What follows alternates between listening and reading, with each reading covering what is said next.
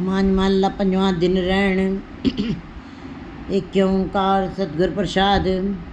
सेवी सतगुर अपना हर सिमरी दिन सब रहन। आप त्याग थरनी पा मुख बोली मिठड़े बहन। गुरु जी इस पहरे के अंदर जीवों को बता रहे हैं कि हे जीवो, संसार में प्रभु ने तुमको जिस लक्ष्य के लिए भेजा है, जो तुम्हारे जीवन का उद्देश्य है प्रभु का मिलाप, उससे ही तुम्हें अपने जीवन की यात्रा को पूरा करना है। और ये दिन ऋण तिथियां वार पल मुहूर्त ये इसीलिए बने हैं और कि तुम उस परमात्मा को हर पल याद कर सको। अगर जो तुमने अपने जीवन यात्रा में उस परमात्मा को घड़ी मुहूर्त पल और दिन ऋण में कभी भी उसका स्मरण नहीं किया, कभी उसको याद नहीं किया, तो फिर तुम्हारा हश्र वही होगा कि जैसे दिन ऋण और तिथिवार हमेशा ही आते रहते और जाते रहते हैं,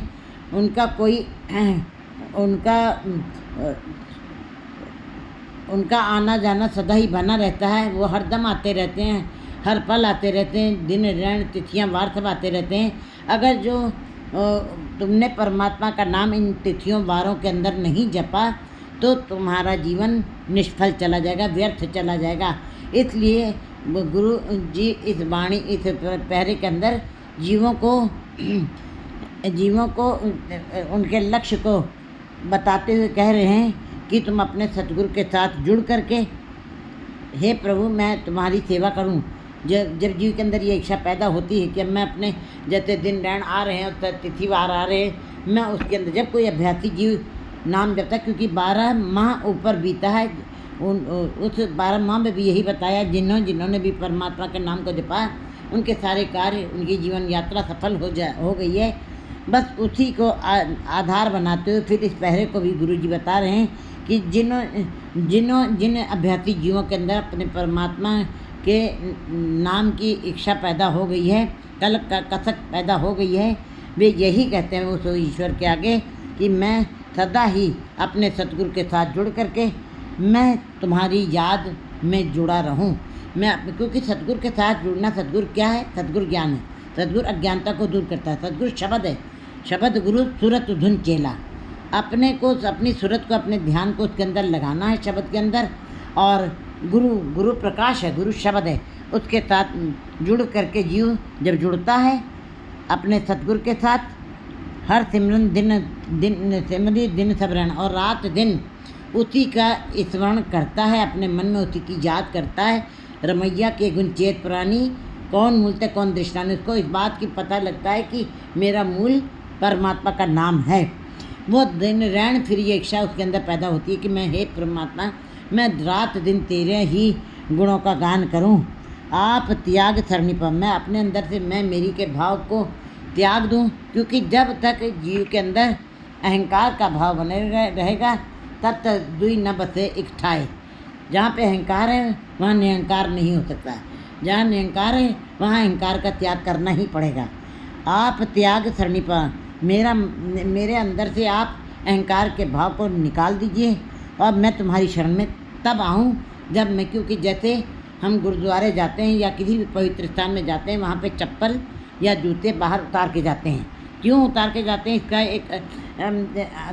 एक अंदर रहस्यात्मक भाव है कि उसके अंदर कीचड़ लगा है, मैल लगी है, और पवित्र स्थान के ऊपर ऐसे अशुद्ध वस्तुओं को नहीं ले जा सकता है।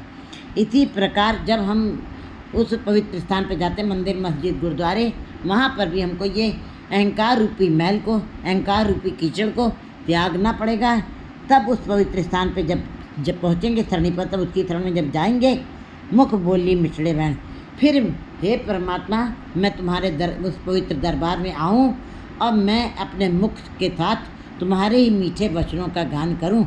मेरे अंदर और कोई संसार के विकारी चर्चा ना चले, विकारी शब्द ना चलें, ऐसी बात अंदर से ना निकले, ऐसा विचार अंदर से पैदा ना हो जो किसी को चोट पहुंचाए, जो पाप बन जाए। मैं अपनी रचना से, मुख से तुम्हारे मीठे वचनों को ही बोलूँ। जन्म जन्म का बिछड़िया हर मेलो सज्जन सैन। क्योंकि ये जीव फिरत फिरत बहुते जुग हारियो मनुख दिलई पे, बहुत जन्मों के बाद जो है ये मनुख देही मिलती है।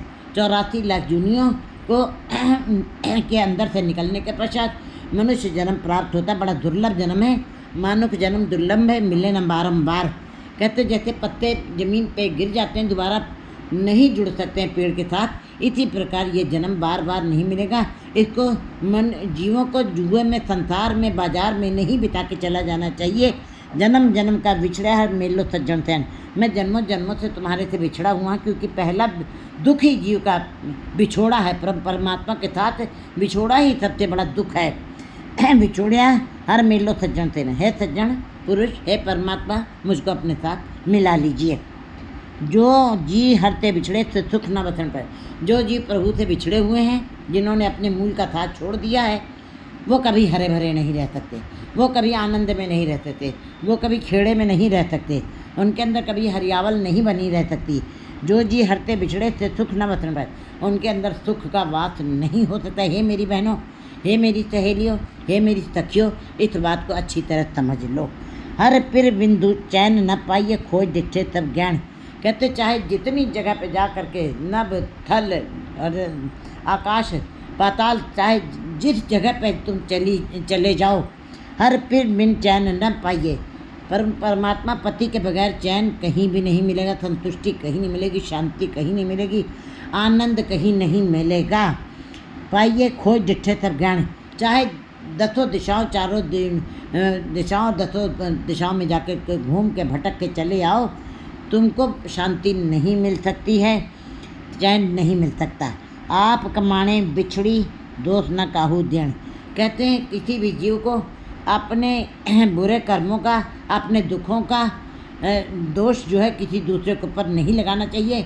वाणी में भी गुरु जी ने 52 अखरी में भी बताया, दद्दा दोष न देई, दोष कर्म अपने जो मैं किया सो मैं पाया, दोष न दीजिए अवर जना। कहते किसी को वो दोष न रखो। ताप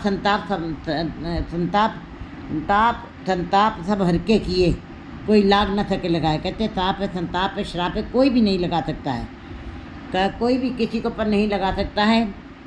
ये सब हरि के दरबार से, उसके हुक्म से, दूर दरगाह से ये सब अपने आप ही लिखा पढ़ा होता है। इसलिए किसी के ऊपर नहीं दोष लगाना चाहिए। अपने कर्म हर आप कमाने बिछड़ी, अपने कर्म किए गए कर्मों के कारण तुम बिछड़े हुए हो, दोष न काहू देण। इसलिए तुम किसी के ऊपर दोष नहीं रख सकते और ना रखना चाहिए। जो परमात्मा के नाम के साथ जुड़ते हैं उनको इस बात की समझ आ जाती है कि दुख सुख दोनों सम कर जाने और मान अपमाना, लोहा कंचन थम कर जाने ते जग तक पछाना। कि जो इससे ऊपर उठ गए हैं, उन्होंने ही परमात्मा के तत्व को पहचाना है। बाकी सब संसार और बाजार में ही रह जाते हैं।